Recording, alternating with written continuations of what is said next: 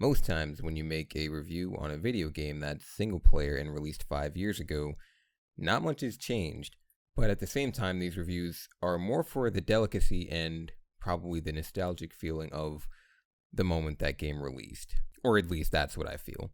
So 5 years ago, DICE released Mirror's Edge Catalyst, along with EA Publishing, I believe. I feel like this game was kind of rocky, at least for coming off of what was the original Mirror's Edge. Hello everyone, welcome back to another Watermelon rating. Hope your Wednesday is going alright. Today's game is Mirror's Edge Catalyst, and not to be thought of as Mirror's Edge 2, and I will get into that in just a second. Mirror's Edge Catalyst released in June of 2016, I believe June 8th, and not much has really changed from the idea of the game that was the original Mirror's Edge. Now, the reason you shouldn't be calling this Mirror's Edge 2 is because it's a reboot of the original game. It's got a completely new story, completely new ideas and whatnot. The original Mirror's Edge was kind of like an indie game and almost the spearhead of platformers in 3D or any kind of parkour game.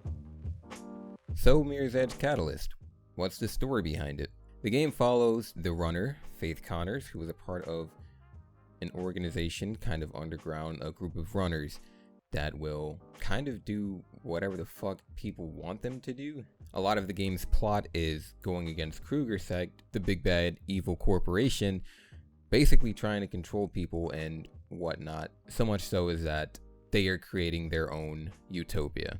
For a majority of the game, the story is kind of cut clear. The game pits you against Gabriel Kruger and Kruger Sect, and it's kind of easy to take side with Faith and the runners because, you know, it's like they're the underdogs in this situation. There's a lot of like lore within the game. I think that's really cool. There's a lot of hidden details and a lot of backstory that really gives life to the game. The gameplay of Mirror's Edge Catalyst, I think, was an excellent boost to the title. So in the original Mirror's Edge, it was more like a staged platformer, loading screens after every mission, loading screens after every trial. DICE really tried to make that go away, basically. I remember in 2015 when it was announced, they really projected this idea of the seamless gameplay in Mirror's Edge Catalyst. And I think they did a really good job with this. There's a lot less loading time and a lot more action, a lot more running involved in the game. It's a lot more player friendly. It's a lot more fun too. It's just the entire map is now easily accessible, really, and it gives heart to the game at its core. You're supposed to be a runner, and you can't really do that, you know, if you're loading constantly throughout the game. And eliminating loading times within certain regions is just generally a great thing. So inside of the gameplay, I guess I'll add combat. It's really fluid and it's not hard to understand. A lot of the combat and running is just, you know, do this, do that, and it's very simple.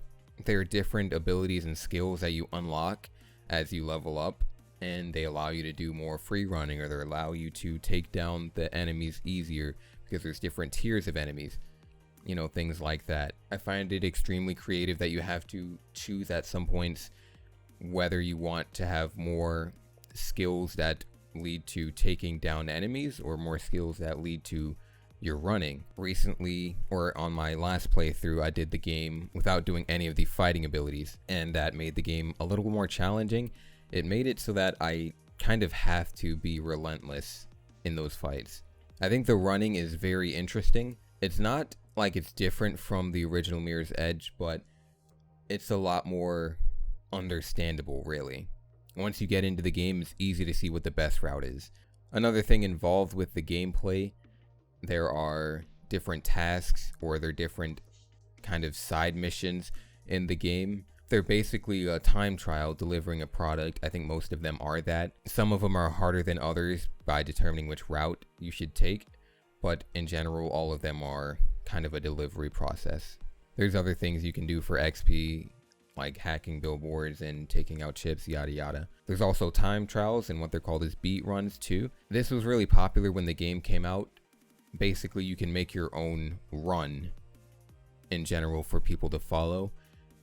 It's kind of like a playful thing. You hop on someone's run, you see what time you can get, and it's kind of just a friendly competition. Now, there aren't really too many new ones, but the old ones are still there, which I do favor. Okay, let's talk about the graphics of the game. Mirror's Edge Catalyst has a theme of kind of this modern dystopia, where a lot of the city is kind of glass and white colors. There's not a lot of contrast in the map, which would make it extremely hard if you don't like bright colors. During the daytime, it'll be bright as hell if you have reflections on, and that kind of be an eyesore. But in the nighttime, I think it's a lot more glossy and it's a lot more clean looking. Overall, the city has a really sleek look that I do enjoy. I'm a sucker for modern themes, and it may seem like it's too much, but I do enjoy how the theming is. But goddamn, is that a lot of modern black and white shit. And that would conclude the watermelon rating for this week. I would probably give this game a 4.5 watermelons out of 5. And that's simply because of the genre it's in. Mirror's Edge Catalyst is probably at the top of any platformer list. I think it was a very, very influencing title and a very unique idea to have what is the creation of Mirror's Edge Catalyst and the entire series. And before I go, one quick note. It's getting rather boring creating one video a week. So if you guys have any ideas, I prefer them not to be reviewing at least video games. Maybe I can review products or websites or some shit. But if you have any ideas, please feel free to toss them my way before I die of boredom in the summer. Anyways, thank you guys so much for watching. I will see you all next week. Spend a lot of time on my own. Don't go outside, locked up in my room. Life switched up, don't know where to go. After all this time, you're still in my phone. Traded so much time and got so far. Like things ain't changed, stuck at the start.